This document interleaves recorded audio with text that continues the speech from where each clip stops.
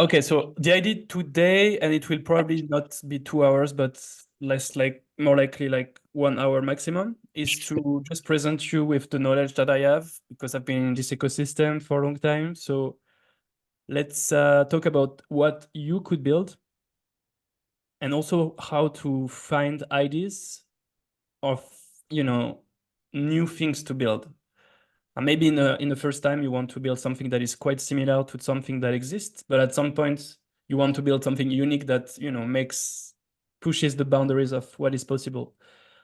And to do that, you need some knowledge about the ecosystem. You need to know what people are building and look into what's happening to not, go and build something that actually has already been done, even if that's good, because it's always good to build. So the first place I would look into is this ICP ecosystem dashboard,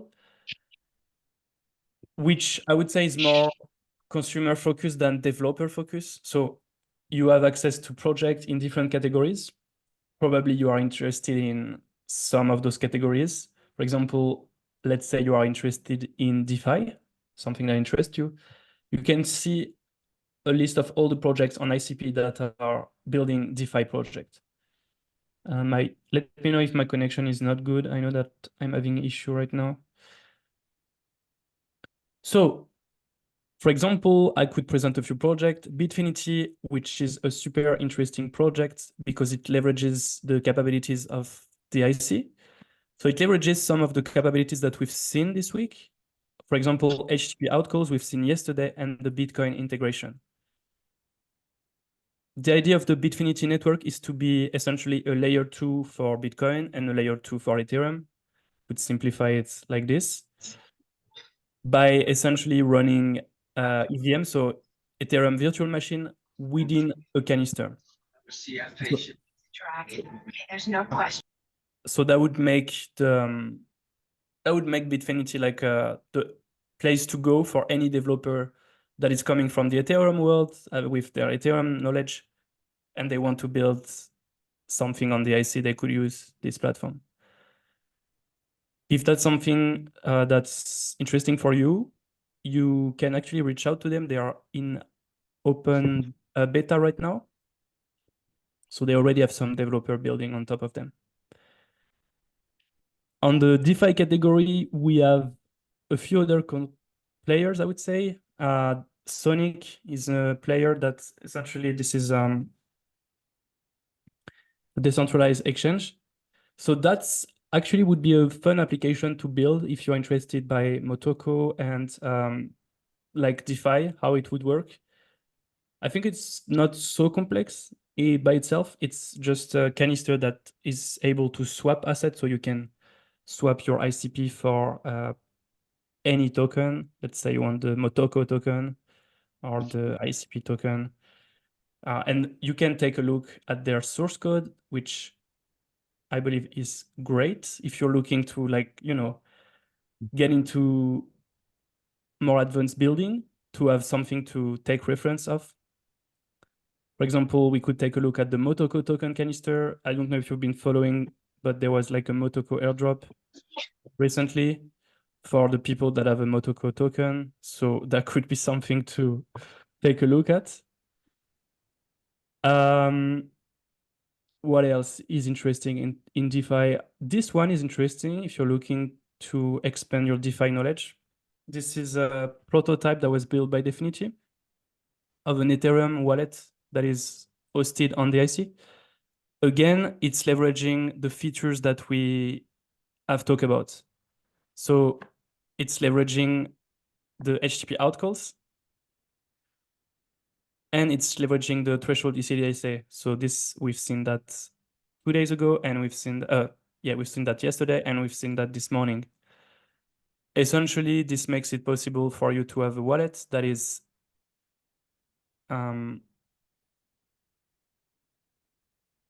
really easy to use and also very high in security and very low trust assumptions, because you're trusting the ICP network. So it's essentially different than trusting like a web web-based wallet or to trust like an exchange. And so the source code for this wallet is fully open source. Actually, I think it's more of a demo project than a real like business or real startup that is working. Like it's just a demo project, but it's interesting to take a look at if you're interested, because yeah, because it has a login with internet identity. It has a front end deployed on DIC with a custom domain. So you can see it's not a canister ID, but a custom domain. And it's leveraging threshold ECDSA HTTP outcode. So it can be a really good application to, take a look into and get inspired by it. I don't know if we could. I'm not going to use it. I'm too scared to lose money here. We've talked about Finterest. So this is essentially this non-custodial lending protocol that I think is still not launched. I believe they are in Motoko. I don't know if their code is open source. I don't see any link to the code, so I guess not. We had the Anvil from ICP Coin. So you can see this is quite a small ecosystem still, because we had, like all of those projects, we can very easily know who is behind it. Tax reports, I didn't know about this one. Oh, this one is really a new project that I think is quite interesting. It's a decentralized mining solution where you can essentially provide liquidity for Bitcoin miners and earn a reward by providing like the liquidity they need for their operations. So it's actually built by a team that has a long experience in the mining industry, Bitcoin mining industry. And I'm super optimistic on this project to have seen the people that are building it. And I think it's a great example of how you could leverage GIC. Basically, you come from an industry, you already have existing knowledge, everyone has their own set of experience. And there are so many ways to leverage GIC that if you already have some skills, you can apply those skills in a specific area. So this project, they just leverage GIC, but bring their expertise. And that's, I think, the recipe for a successful project. Okay, we could also take a look at NFTs. If you're starting out with NFTs on DIC, you're going to be confused. This is probably the worst ecosystem to be in NFTs. It's going to be hard. I am really optimistic on NFTs on DIC long term, but there is a lack of standards. There is a lack of solid examples. There is a lack of liquidity at the moment, except for a few collections. It's really hard to make NFTs on DIC. Yeah, it's really hard. I would say I don't know what would be the best way to look into it. What would be the reference project to look into?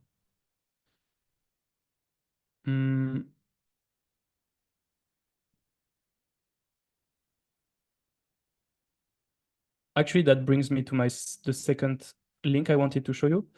So I'm sharing all of those links in the chat. This one is easy to find, but still, the second one, really great for developers. So this one I was saying is more like user oriented. This one is definitely more developer oriented. So you have access to repository of projects building on the IC. So if you're looking for NFT, for example, you could take a look at the NFT category, and that's where you can have examples. And it's really, yeah, I mean, there is this like standard for NFTs, but it's still work in progress. I think they've made good progress recently, but yeah, it's still work in progress. And if we look at the DeFi category.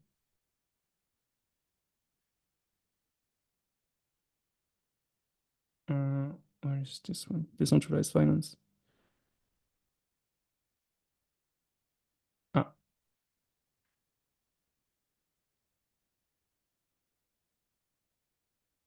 it doesn't redirect us, so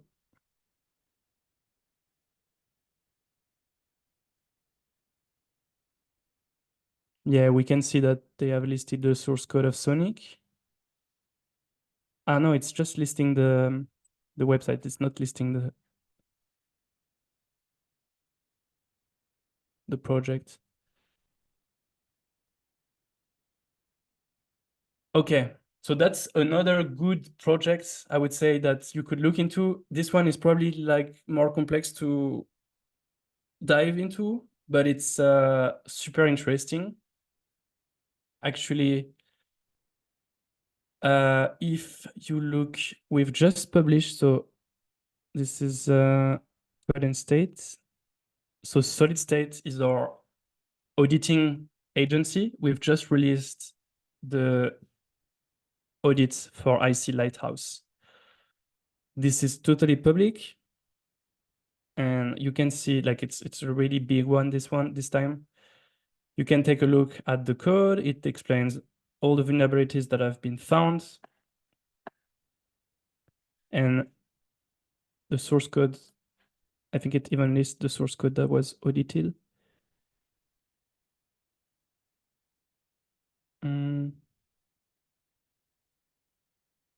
Yeah, so I'm listing that. So in terms of audits that exist, there is the one from Sonic and the one from ICDEX. So those are two DeFi projects. Usually those are the ones that, require more audits than other projects. And it's this one.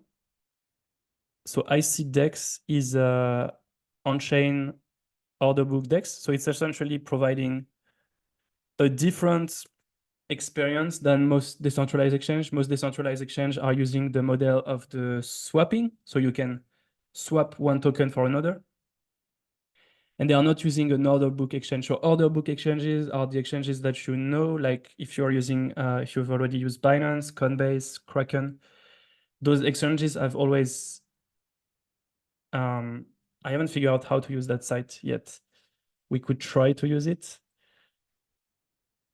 Order book exchanges are essentially you put an order, you put a price, a quantity, and you can buy or sell. So it's closer to the experience that we are familiar with, but it has always been a centralized type of exchange.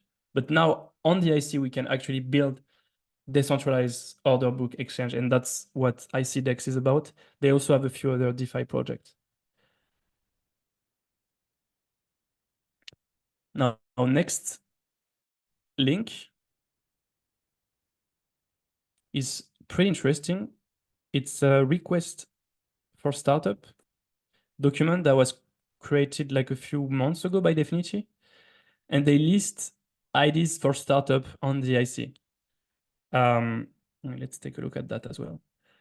They list IDs, so you can basically read, and you have for each ID you have some examples of projects that are similar, and that could give you like that could generate IDs for you.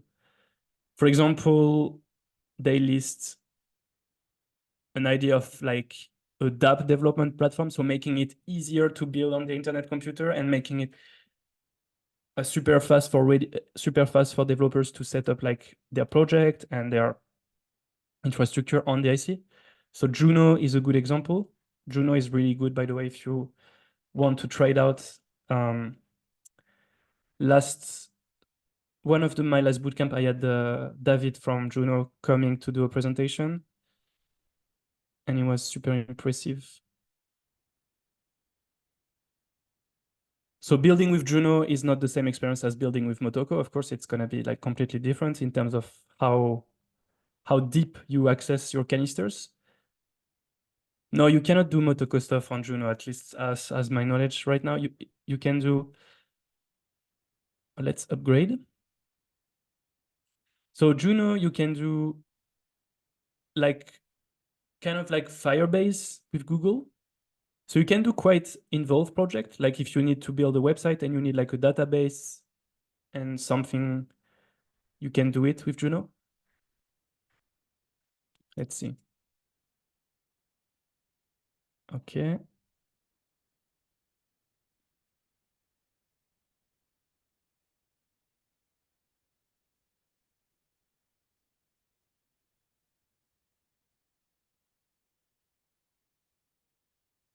Oh, there is a Rust. There is some Rust example now. So I guess Motoko is not that far away.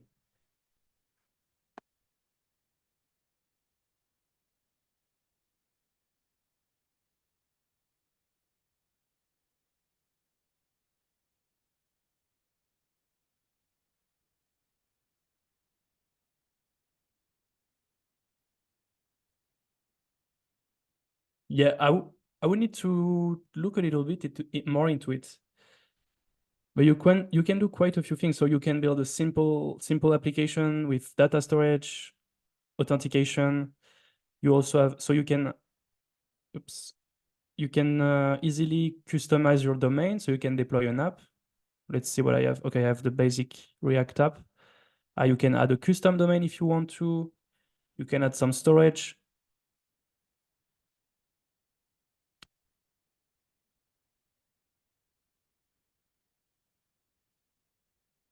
You can add some custom like storage. You can a data store. You can add some authentication. Yeah, there is quite a few things. Juno and Motoko Bootcamp had the same UX designer. I wish, but no. So this was the design by so if you go let me see, let's go to if you have Twitter, I recommend that you follow David Dalbusco.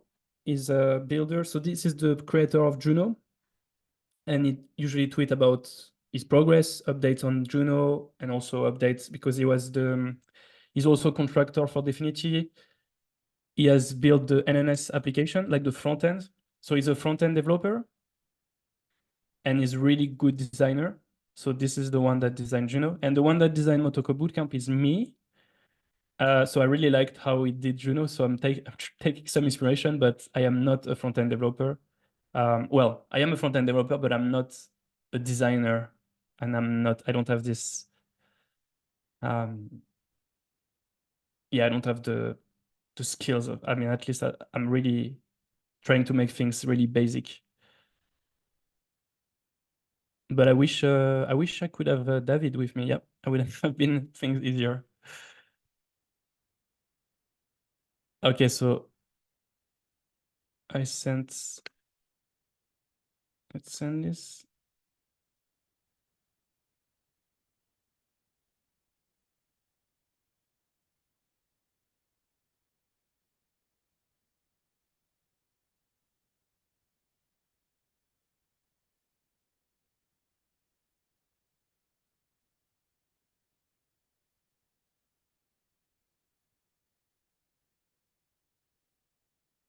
Let's say decentralized certificate authority, decentralized identifier. So you can see it's very broad, like in terms of industry. You have the gaming industry as well, providing some game tooling and like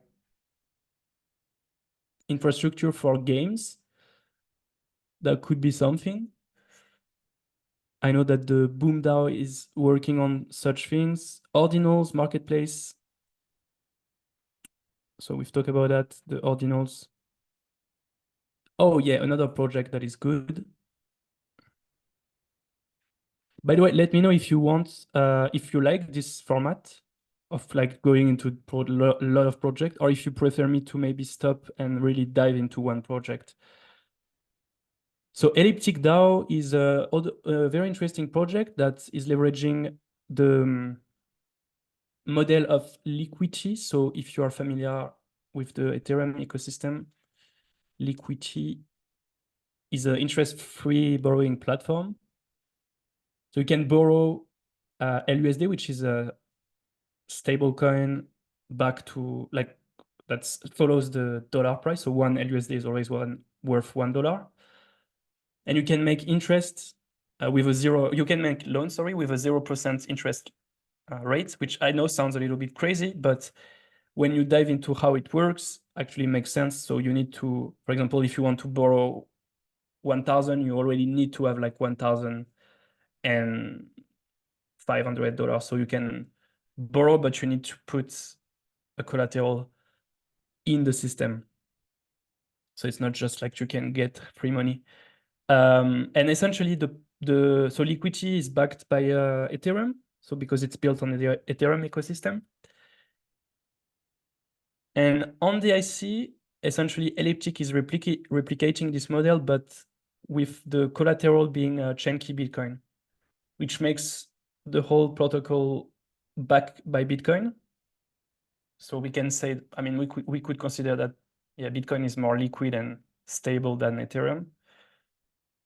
So that's a good thing for the protocol. And also it makes the whole protocol cheaper, because then you don't have to worry about fees and everything.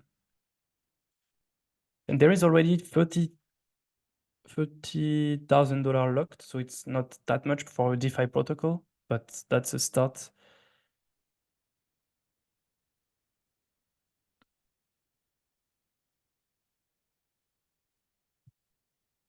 So again, Sorry, Seb.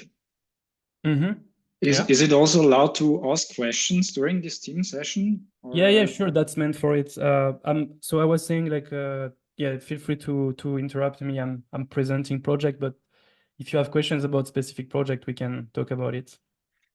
Seb, I just want to ask if, and I don't know if maybe you will have this topic later. I just wanted to ask, you're working for Code and State, and you have developer grants or project grants. How do if you have an idea and you want to ask for such a grant, how to approach you or the people of Code and State? So would be a question of mine. Yeah, for sure. So I was gonna talk about that just right now. So that's a good all right. A good follow-up. So Thanks.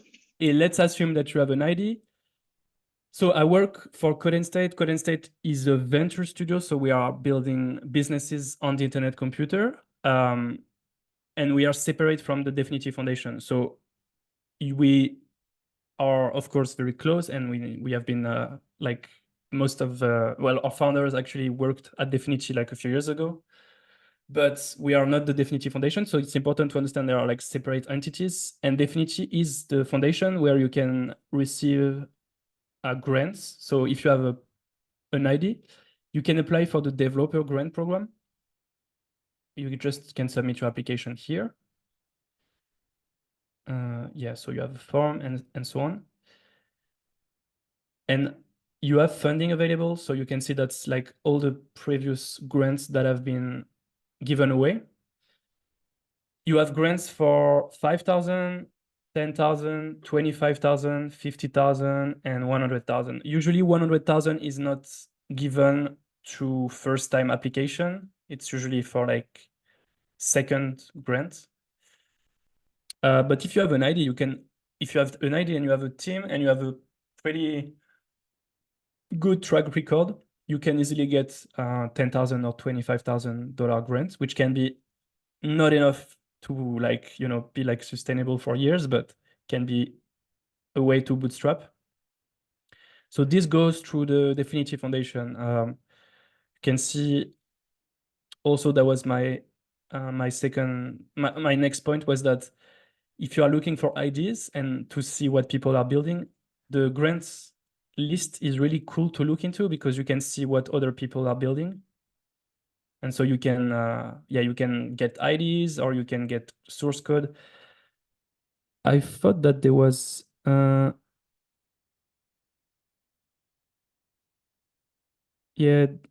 that's unfortunate. They've stopped, like, there is not that much project that have their GitHub. Previously, it was like a requirement to list your GitHub, which was great, but it seems like not all project. So for example, if you want to look into this project, you could take a look at the GitHub repository. And so could take a look, and that would be like a good way to find some code and some projects built on DIC. So that's for Definity. You have the developer grant program, and that's one thing. The second thing is, so Code State, what we do is not a replacement for the grant program, the developer grant program, but it's more something that would go after the grant program. So we are a studio that offers funding for 1 to 2 years, so it's much more consequent than like a developer grant. And you also receive marketing, design support, strategy. So we have in-house designer, we have in-house marketing person, and we have also recruiting with the recruiting agency, education. So essentially that's a whole, well, we also do the ICP community conference. So we have access to the whole ecosystem. We can connect you. It's a full, I would say, all-in package that gets you from essentially a bootstrap project to a real sustainable company or DAO, if you want to build a DAO as well. So it's quite different, like in terms of what you get inside of it. And you can take a look. So this is our team. So this is the team. And you can take a look at the acceleration program. This is all it's essentially an alternative to if you were to do a pre-seed round. And that's essentially the program at Code State. So if you're building with Code State, there is a 20% that goes to Code State, and after 1 or 2 years of runway, essentially the idea is that you leave the studio and you raise funds through either way that you want, maybe like a Series A or something, and then you leave the studio. And of course, we keep like a relation, but it's then it's like your company on your own, and I mean it's always your company for sure. And it's yeah, that's the entrepreneur in residence program that we have. We are looking for very specific person and very specific startups. So it's not for every project, but if you want to talk, if you have like something, you can fill out the application form. And also you can get in touch with me. I can connect you with our team and we can have a talk. So yeah. And also if I fill out the form and you say, okay, let's talk about it. So you will also, if you also say, okay, we can think that it would match or not. So, but it will always stay. Oh, my English! I have to search for the word. It's sure that the idea will not made public or something like this. If it's Ben, thanks. It will stay confidential, or these talks. Yes, if you want to, yes, of course. Okay. You mean I'm not sure. Like if you have an idea that you don't necessarily want to make public, that's what you mean? Yeah, you're right. I think it depends on the stage you are. If you're in the middle or at the start, it's a bit more sensitive because their idea, if I share an idea with you, just for example, if I share an idea with you and you know a lot of people in the ecosystem, so it would be a bit, if it gets to other people who maybe are already better programmers than me, so it would be a bit they would be faster maybe, or so yeah, I understand.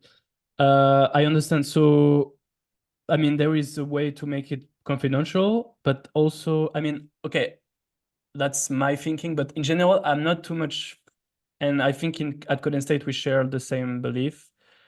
We don't believe too much into the fact that some ideas, like especially with Web3, like the ideas are out there. There are actually a lot of ideas that are very good. It's just that we don't have anyone that builds it. So I have yet to see like really some idea that is confidential and really is like, okay, this is the next big thing. I mean, maybe I'm not saying it's impossible, but usually it has more to do with, are you with the right timing, with the right people, with the right experience to really push an idea than the idea itself, which usually like, I mean, all the ideas that we have in the studio. So we try to generate idea for what could be like the next big startup on ICP. And we are actually pretty public about it. We also have a request for startup document that is coming out soon, and we want to make more talks about like our thinking and like brainstorming process. And there is not like a single idea that I wouldn't share with all of you. Like it's yeah, it's usually I feel it's more the if you have the resource and the experience, and you are like at the right moment, at the right time with the right people, then you can make your ID public. And I think that goes very well with the whole ecosystem projects. Most of the projects in the ecosystem, they have their code like that is open source. They are using the SNS. So you have access to the white paper, like at some point you need to publish your ID out there. I hope what I'm saying makes sense, if you follow me. Yeah, I think, yeah.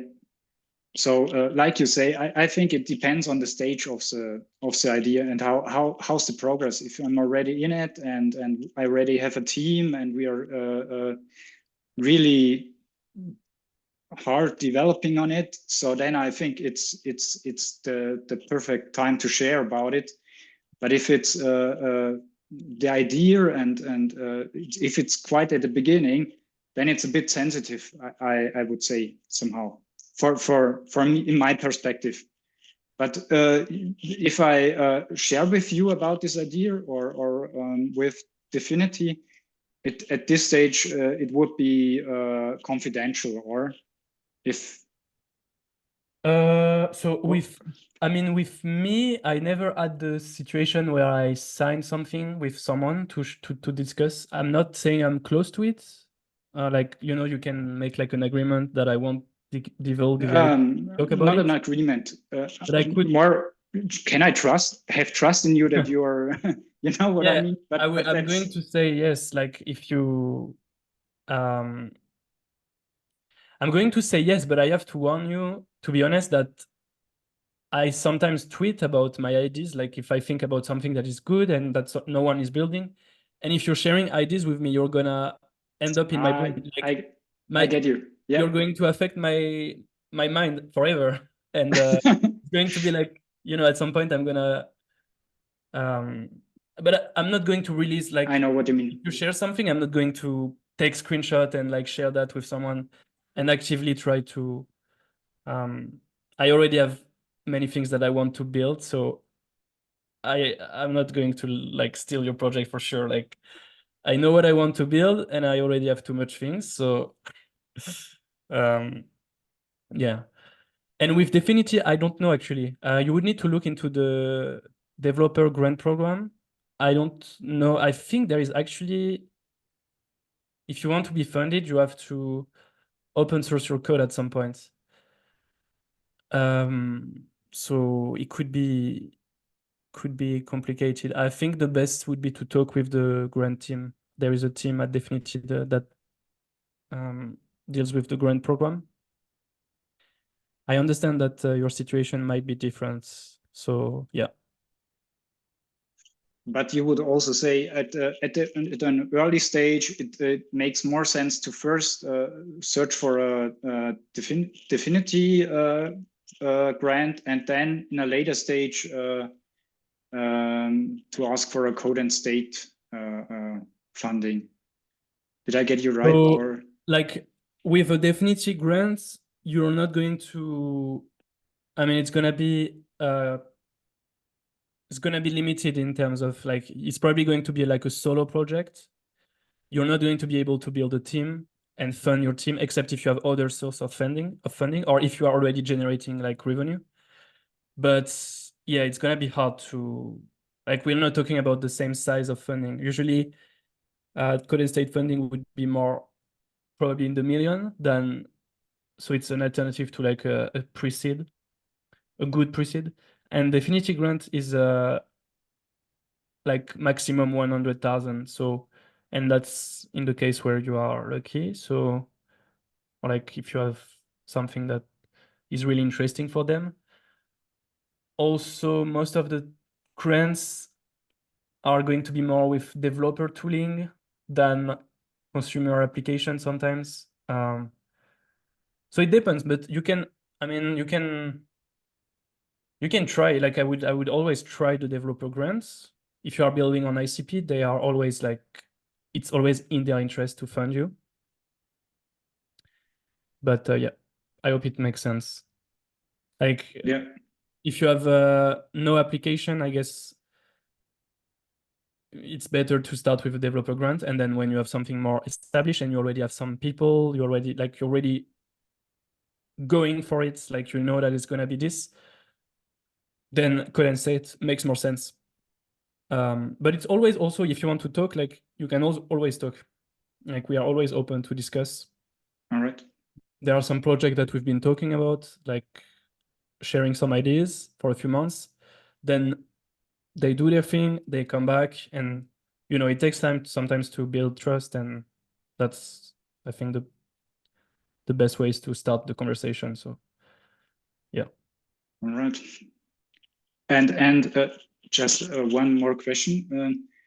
You invest in teams or also in one person project, I say, or You mean 1,000 projects? Like, no. If there's just one person regards the project, you also invest in such. There has to be a team or that you invest. so it depends on the case. We could either, if you are a solo founder, you could rely on us and the recruiting agency to provide you with like a team. If you are coming with an experienced team, then we could also support your team up to a certain extent, like probably a few people. So that would mean like having a salary for them. We could provide that. But it would be like, yeah, like a team, I guess, of 3-4 people probably. Um, yeah, it depends on the case, like, because then it's gonna be, if you're coming with a team, then it's gonna be also a huge factor in for us if we want to work with you. Then it's gonna be a huge factor, but it could be like a positive factor, of course, if you have like someone that you already have built in the past with, that there is a good team dynamic. That could be like a positive factor. That could also be a negative factor. We've seen some teams coming to us, and if we feel that sometimes there is a team, but we don't necessarily share like connection with all the members, it's going to be more difficult. I mean, it depends on the situation. But if I understood your question correctly, yes, we provide also like a team. It's not necessarily just one person that comes. It can be like a team of people. It can be like 2 or 3 people. Okay, thanks, Sebastian. Sebastian or Sebastian, yes. Sebastian. Yeah, thanks. Cool. And yep. So if you want to apply, feel free to apply, and let's have a talk. Is there more question? I mean, I've touched on a lot of subjects, so feel free, guys, to, if we want to get back to something. There are quite a lot of things.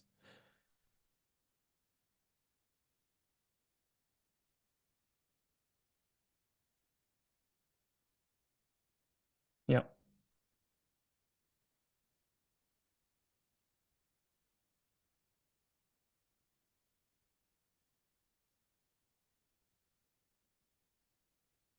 If not, I'm going to end this session here. Last advice, I would say just keep building in any case, because this is just going to be like the best thing that you could do in this ecosystem, building, creating a Twitter account or an account on OpenChat, going into groups and sharing, what you're building at the moment and getting some visibility, some exposure. I think that's really the way to go. So tomorrow I'm going to modify the calendar, and we will focus on finishing the graduation project for those of you that have not finished it yet. We'll have some mentorship session and just relax. If you want to come tomorrow, feel free. If you are already some other plans, let me know. It's okay. Otherwise, yeah, I hope you've appreciated the bootcamp. Sorry for the messed up with the links. I know that was a little bit painful. And congratulations, everyone, for making it so far. I think we had more than almost close to 150 projects that was verified this week alone on the platform. So that's pretty good.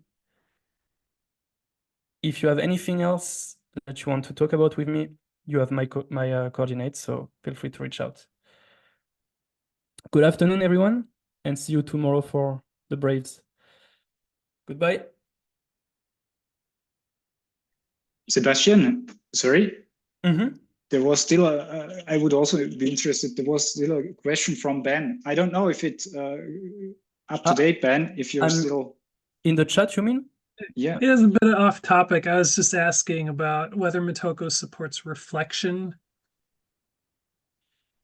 I'm guessing it doesn't, but I was just curious if you happen to know. There's a like reflective programming where you can like look at a type and figure out the name of its properties without knowing them ahead of time. Could you elaborate on reflection, because I'm not familiar with it? What would it be like? So, like if you had you had some sort of type that's like, name, whatever, like name, age, whatever. Is there like some code I can write that would list the name, like name and age, like the properties of that structure? Like you have an object and you just do like properties Like get properties or get methods, and it would list that's reflection, where you can call a function. I mean, if Ben, I'm sorry, or if you have type person, name, age, and in the code you don't know what has the person for properties, that you can ask it in the code by code then, or give me the properties of type person, or yeah, that's essentially that's what I'm asking. So I'm not sure actually.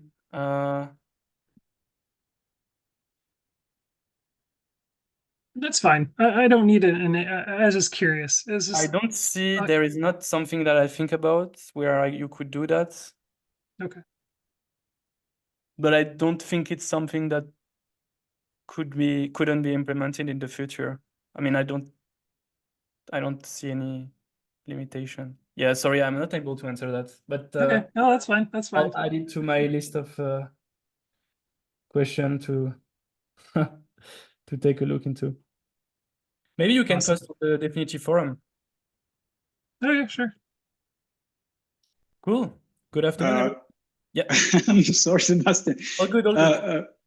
Just one question regards coding. If I have coding questions, where is the best place to ask them? Is it Discord or?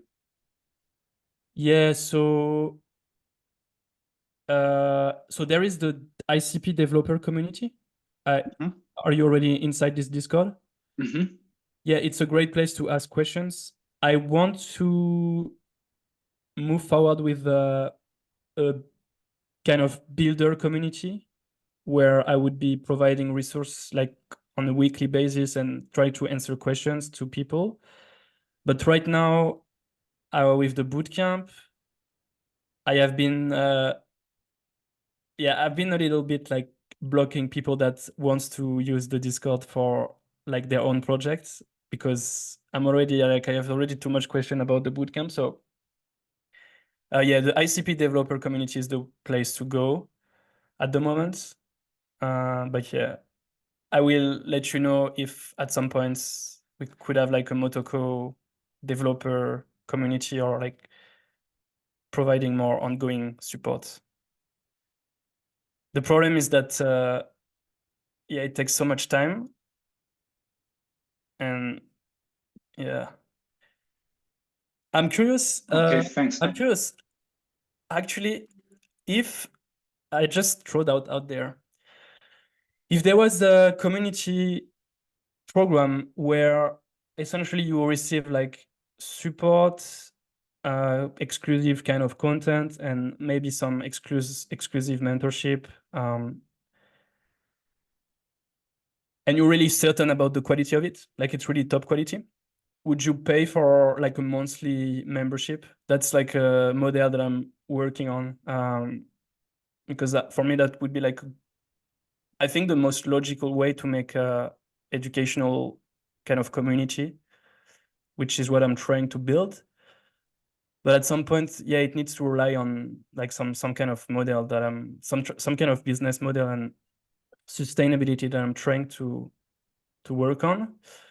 I've been thinking about maybe making people pay for the bootcamp, maybe making like a more advanced bootcamp with some kind of payments, maybe making a paid course or something. But every time I'm not so excited about it. The only thing that I'm excited about would be like a community where you have access to a lot of free resource based on open source, and like people that share their project and like record video and things like this. And then if you really want like more individual support and more advanced support, you can pay for a monthly membership. So I'm curious to know, like, because I feel like there is a huge need for more advanced support in this ecosystem. Yeah, I agree. Yeah. I just feel like we need to like get some people to just answer questions on Stack Overflow. That would really help a lot, actually. Just fill up Stack Overflow with a bunch of questions, simple questions and answers, because that's where a lot of that the search engines are all optimized for Stack Overflow, and get a lot of the really easy stuff out of the way that way. Yes, the Definity Forum has taken the kind of replaced Stack Overflow in the ICP community. Like everyone goes there to ask questions, and also on Discord. So there is not too much on Stack Overflow, which can be like surprising for like when you're coming from a background where you used to go directly to Stack Overflow. If there's another one, that's fine. I'd if there was another site that replaced Stack Overflow that was like more specific to crypto, that would work too. I mean, eventually it'd get indexed. So if you have a question like let's say array in Motoko, here okay, crypto is a perfect place to do this, okay? Because all you need to do is create a crypto coin, create a Stack Overflow site, and the only way to get that coin is to answer questions. You can't buy it on the market. I guess you could buy it on the market if somebody sold it, but the only way to mint it gets minted by people answering questions and getting, the best answer.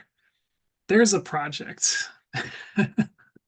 Yeah, that's a good project. Yeah, but still, like, it's pretty straightforward. Yeah. I know that a lot of people, a lot of people would like to have this in the community, because right now, so what I was going to say is, if you have a question, you can write whatever you're looking for, and then you do Definity Forum, and like this, you have an answer.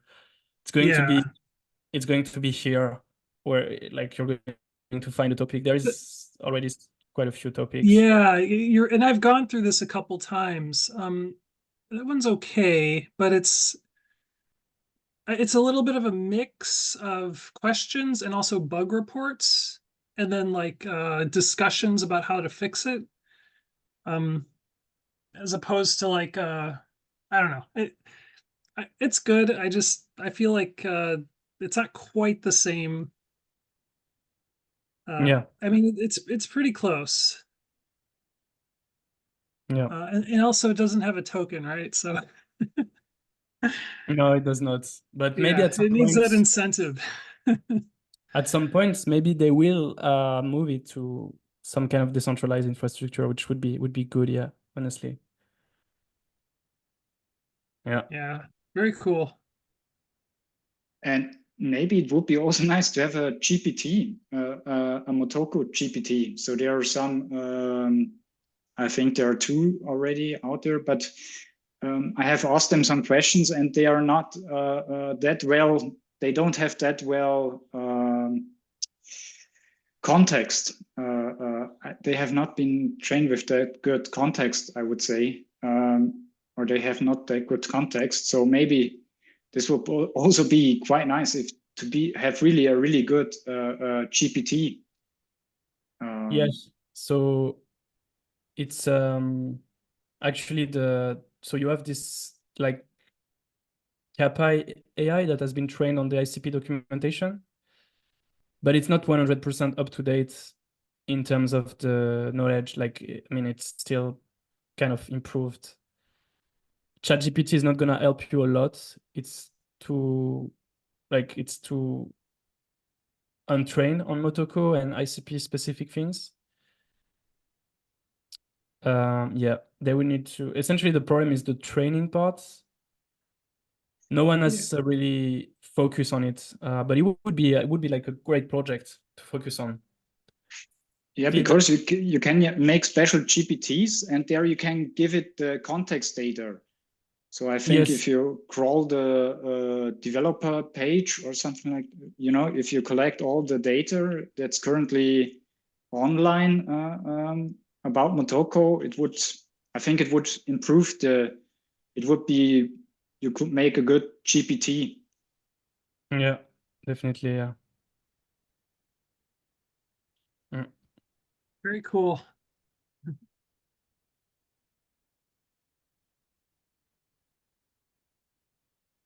Okay. Do we have a last question?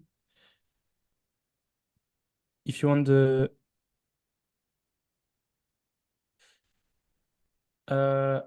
I think if someone is trying to train some model, you can take a look at I think it's Portal. Yeah, Portal is the developer portal. So it's this repository that's containing the most of the documentation. But unfortunately, it's not going to feature all the knowledge that is on the Discord, the knowledge from the Motoko Bootcamp, and the knowledge from every project. Like you would also need to have the forum and the Discords, and yeah, that would be quite a good project to work on.